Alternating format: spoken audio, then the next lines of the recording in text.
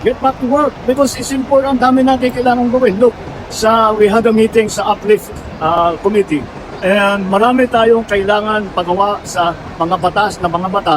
Like we were thinking may baka Marami tayong pagawang mga batas sa mga butas at mga batas. Yan po mga Mr. President. Ako naman, Mr. President, first time kitang makita at may interview na aware ka sa mga issue yan ha. Grabe naman, Mr. President. Mukhang ibang hihip ng hangin ngayon ah. Well, Mr. President, bakit mo pala inuutusan ng Senado na magbalik sa trabaho na? Eh, ginagawa naman nila ang kanilang trabaho, Mr. President. Diba? Dahil ba sa darating na investigasyon ng Blue Ribbon Committee?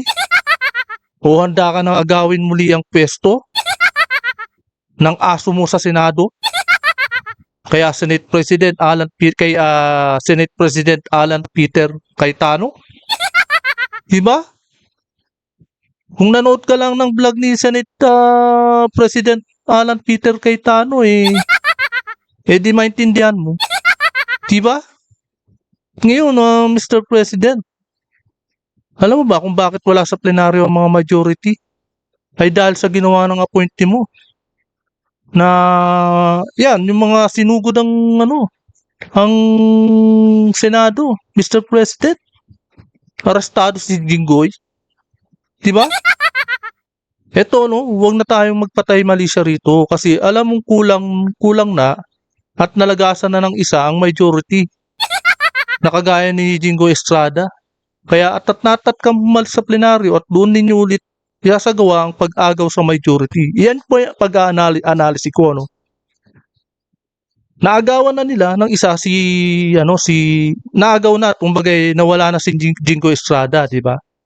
Ngayon, nag-atat-natat sila na pagbotohan muli at bumalik sa plenaryo. Kaya natat-natat sila na bumalik ang majority sa plenaryo Dahil pagbotohan muli ang Senate President, ng tanging manok mo ay si Win Gatchalian. Diba? Ganun po yan. Diba? Ito, talagang plano at may manobra ninyo ang Senado kahit labag na sa batas na pasukin ng CIDG at NBI ang premises ng Senado. Yan po, Diba? Maliwanag kahapon nangyari kay Jinggoy Estrada.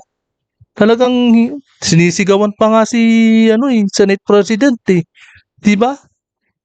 Kumbaga, kahit labag na sa batas, napasukin ng CIDG at NBI ang premises ng Senado, basta makuha lang ulit ang Senate President or leader ng kuta mo dyan sa Senado, si Tuta Soto. Diba?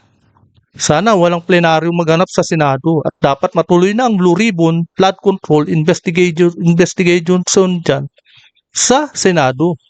Diba? Kaya, ayan ang maganda, Mr. President. Maunawaan ninyo na kung bakit tuloy ng plenaryo, tuloy ng investigasyon dyan sa Blue Ribbon Committee. Dapat matuwa kayo, Mr. President, diba? Dahil yung sinabi nyong mahiya naman kayo ay matutupad na. Diba, Mr. President? Diba? Kaya yan po, tuloy po natin ang bidyong ito. Supplemental budget, baka magpaka-amendahan namin ang mga ibang batas. Ito ay kailangan para makapagbigay tayo ng tulong sa taong bayan dahil nasa crisis. Pero nung si Tuta Soto, Mr. President, hindi ho nagawa yan. Marami ho ang nagsisisigaw ng taong bayan na simulan na at tatapusin na ang Blue Ribbon Committee. Tapos yung mga issue ng langis, dami rin ho umiiyak dyan. Ang issue ng langis tsaka kuryente, ang dami rin hong umiiyak dyan.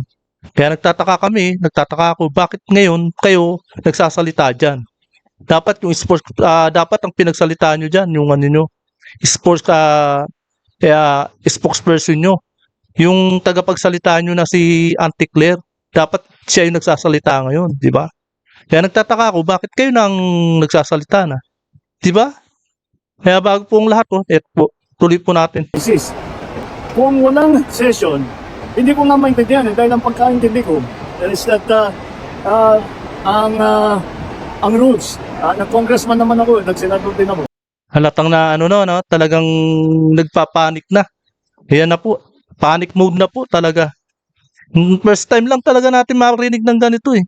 Pero nakikialam pa sa Senado. Ang rules dyan, bago ka mag-cancel ng session, you have to inform the other house 3 days before you cancel a session. No, dapat magka-plenaryo na para mabotohan na kung sino na yung aagaw sa Senate President ni Alan Peter Cayetano, Mr. President. Di ba? And there has to be a very good reason for canceling a session. I don't think na ihahatid mo ang isang senador para pupunta kung saan siya pupunta. Hindi. Hindi na ho kayo pwede ron. Labas na ho kayo ron. Sila na ho yung may rules doon. Mga Senado na ho ang ano ron, ang masusunod doon. Hindi na ho kayo, Mr. President. Sa sinabi niyong yan, labas na ho kayo dyan, sa totoo lang. Hindi yata sapat na dahilan yan para Hindi. i-cancel. Hindi sapat na dahilan, pero may dahilan sila. Ano nila yun eh, kapwa senador nila yun eh. Kaya makikisimpatya sila. Hindi nila hahayaan ng tao nila sa Senado. Hahayaan mo na hinahatak na lang.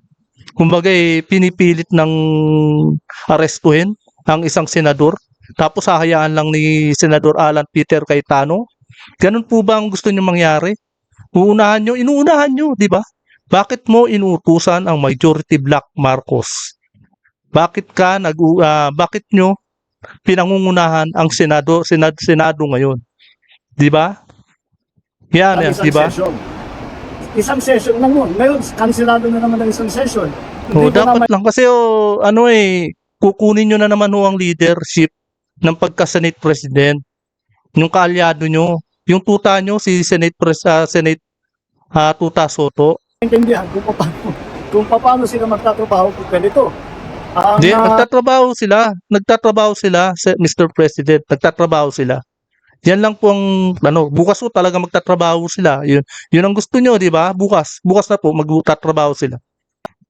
House of Representatives ngayon ay nagtataka kung paano ba bakit pati ang House makikialam sa Senado?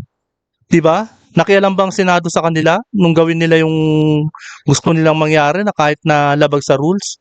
Dapat hindi na sila makikialam. Walang pakialaman, Mr. President. Bago na ba yung mga walang pakialaman. Sa mga nakaraan? Separate power kayo, Mr. President. It is a rule that is contained in the Constitution. And so, Nako. Ayan po, bago po magsalita si Mr. Erice, talagang magtataka ako bakit atat na atat na magkaroon ng plenaryo after nang mahuli si Jingo Estrada ni Mr. President Marcos. Magtataka tayo, di ba? Dapat nung una pa lang, hindi ko rin maintindihan. Nung hinuhuli si Jingo Estrada, dapat nagsalita na rin siya. Nung hinuhuli ng tao niya, dapat nandiyan siya nagsasalita. Bakit after nang mahuli na si Jingo, saka siya nagsalita? Pero after nga talaga na walang plenaryo, doon siya nagsasalita. Alam na naman natin, di ba? Kaya ito po, bago pong lahat, ito muna. Ito ang number 1 dyan na kailangan nating makita. Di ba? Ayan, Marcos Jr. inutusan ng Senado na bumalik sa trabaho. Iyon ang karapatan mo. Anong karapatan? Diba? Walang karapatan kasi separate power nga kayo. Walang pakialaman, Mr. President. Diba? Eto. Tanggalin muna natin yan. Yan, tanggalin natin. Ito naman ang susunod. Yan. Ito pong senador na to na kumbaga para magkamukha na sila ni Trillanes. Pareho na silang may asal, tahol. Pareho na silang may asal na tahol ng tahol. Ito siguro yung version 2 ng aso, di ba? Una pa lang si Trillanes. Ngayon ito naman pangalawa. Kaya basahin po natin. Sabi niya, mas maganda po kung tablan po siya ng hiya. Etong si Senate President Alan Peter Cayetano na pinariringgan niya, di ba? O kaya ho ay dalawin siya ng anghel ngayong gabi sa kanyang pagtulog at sabihing bumaba na siya sa pwesto alang-alang sa mga Pilipino. Bakit mo utusan ng Senate President? Di ba? Kayo talaga taga-minority, kapag ayaw nyo, putak kayo ng putak. Di ba? Etong issue at ito, ang asal niya talagang pang ano, no? Pang media talaga, no? Talagang hindi siya talaga abogado. Pero kung abogado ka, bago ka magsalita ng ganyan anuin mo muna, pipigilan mo muna sarili mo 'di ba? Palibhasa hindi abogado. Etong senador na to, palibhasa walang legal background. Yun lang talaga ang problema dito sa senador na to. Kaya tanggalin mo po natin 'yan. Okay po, tanggalin na natin. Eto pa, 'di ba? Kung bakit eto ay atat na atat at nagmamakaawa raw sa aligasyon. Etong si Isidre ay hawak niya ang Tingog Party List. Ang top 10 party list sa 2025 DPWH allocation.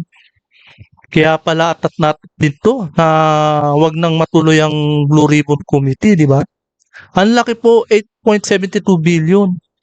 Ang tanong, nasan na yung 8.72 billion? Nasan na po?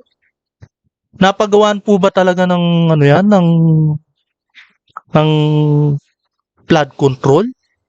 Kaya nga tanong kaya nga nagsasalita ni Senador Alan Peter Cayetano. Talagang bubulat-latin nila. Dahil sa Blue Ribbon Committee ni Lacson, talagang hindi na bulat-lat to di ba? Heto, pumapangalawa ang CIS ni Erwin Tulfo. Nasa 7 billion. Grabe. Kaya rin pala talagang eto si Ako Bicol Party List. Hoy, si Saldico, grabe. Diba? Pangatlo yung kay Saldico. Pero itong matinik yung dalawa. Tingog Party List tsaka CIS. Ang laki pala ng allocation nitong mga to. Sana maimbestigahan to sa Blue Ribbon Committee at mabulatlat ang tunay na maskara kung sino yung mga tao dyan sa party list ng Tingog Party List at CIS, di ba? Alaman naman natin na si Erwin Tulfo yung may hawak to, no? Tsaka si Isidre. Etong si Isidre, grabe. Kaya ito po, no? Panoorin na po natin ang video ito at tatanggalin ko na po. Tanggalin ko muna to. Ayan, tinanggal ko na. At eto na nga, ang papunta na tayo sa inano ni sa pahayag ng privilege ni Erice. Maintindihan kung paano Susunod sila na po. magtatrabaho kung ganito. Kay Erice. Ang House of Representatives ngayon ay nagtataka kung paano ba, nagbago na ba yung rules, nagbago na ba yung mga patakbo natin kagaya na Gaya po nung nabalitaan natin si Erice, ipagsasalita ni Erice. Ito po yung tumanggi siya na ma-expelled si Congressman Kiko Barsaga. Lumalaban sila para hindi matanggal naawa sila sa bata, 'di ba? Sa batang congressman. Ito panoorin po natin. sa mga nakaraan. It is a rule that is contained in the Constitution. And so, Ayan na po si Erice. Sino ba ang tunay na baliw?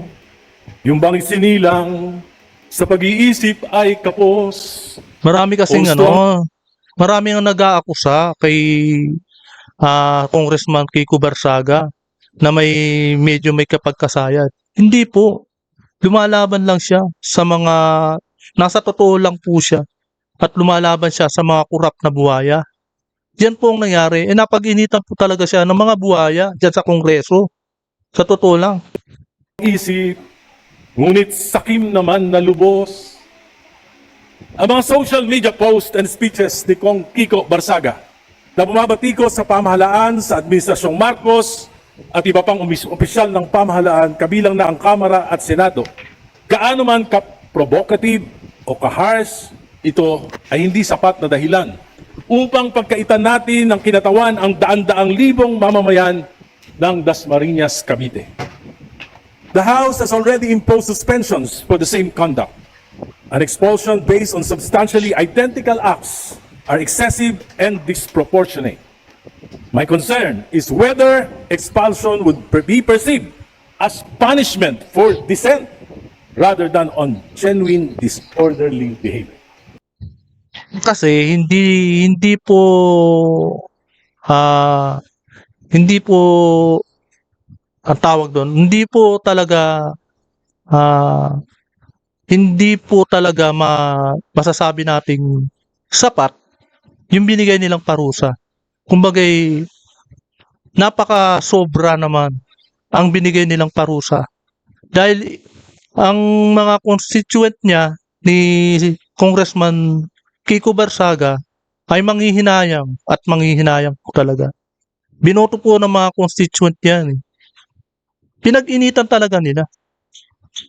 Bagay, ang hustisya nila ay merong halong politika. May halong pamumulitika ang ginawa nilang parusa kay Kiko Barsaga. Di ba?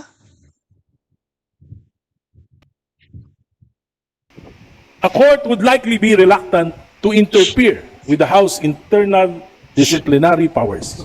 However, from a constitutional law perspective, expelling a representative for criticism, harsh language, and controversial social media posts would be difficult to defend as a proportionate exercise of the expulsion power. Si Kiko Barsaga ay hindi nagnakaw sa kaban ng Tama. bayan. Opo, Si Kiko tama. Barsaga ay walang conflict of interest di tulad ng mga contractors na iniiwasang imbestigahan ng Kamara. Si Kiko Marami dyan, mga contractors na talagang paldo-paldo. Talagang maraming iniuwing maleta. Barsaga ay hindi nagpasok ng mga kahina-hinalang alokasyon sa national budget. Si Kiko Tama Barsaga po. ay dumadalo sa sesyon di tulad ng mga maraming kinatawan. Hindi mo nakikita sa plenaryo pero laging present sa attendance record ng Kamara. Yung mga ano na yun, mga absent, mga mahilig umabsent na yun, tamaan sana kayo ng kidlat. This is simply a tyranny of the supermajority to please those in power that were offended by Representative Kiko Barsaga. Ito ay pagpapatahimik sa mga hindi sumasang-ayon. Minsan, dumalo ako sa burol ng aking kamag-anak ng aking high school classmate. Sa totoo lang, sira na yung Kongreso. Bago pa tumungtong si Kiko Barsaga. Siyang sira ng Kongreso. Ngayon, ang talagang pinuntirya talaga nila, si Kiko Barsaga. Kung bakit daw bumababa ang tingin ng tao sa Kongreso o nakakasira sa pangalan ng Kongreso. Ano bang mas nakakasira? Yung mga buhaya dyan? Sila yung mas nakakasira sa mga buhaya dyan sa Kongreso kesa kay Kiko Barsaga. Kilala ko sa mga naroroon. Si Egay po, kaklase ko, congressman ng Caloocan.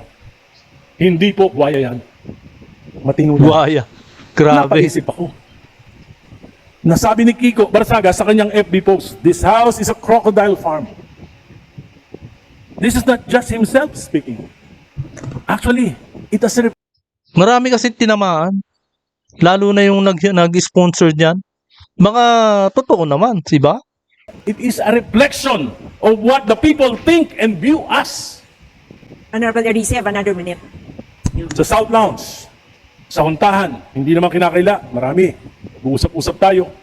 Ina-admit natin, hindi maganda ang tingin sa atin ng mamamayan after the flood control anomaly. Hindi kasalanan tama ni Kiko talaga. Barsaga kung buhaya, corrupt ang tingin ng maraming Pilipino sa ating. Hindi kasalanan ni Kiko kung mababa ang tingin sa Kongreso. Tayo Marami kayo diyan sa Kongreso. Tinamaan. ng mga Dahil lintik. pananagutan Grabe. dito sa imaing ito. Maraming aligasyon ng korupsyon. Yung ombudsman mismo ang nagsasabi there are a lot of contractors dito sa Kamara, pero bakit hindi natin ito iniimbestigahan? Conflict of interest, anomalous budget and infrastructure, pork barrel, patronage politics using government funds, buntat ng mga political dynasties.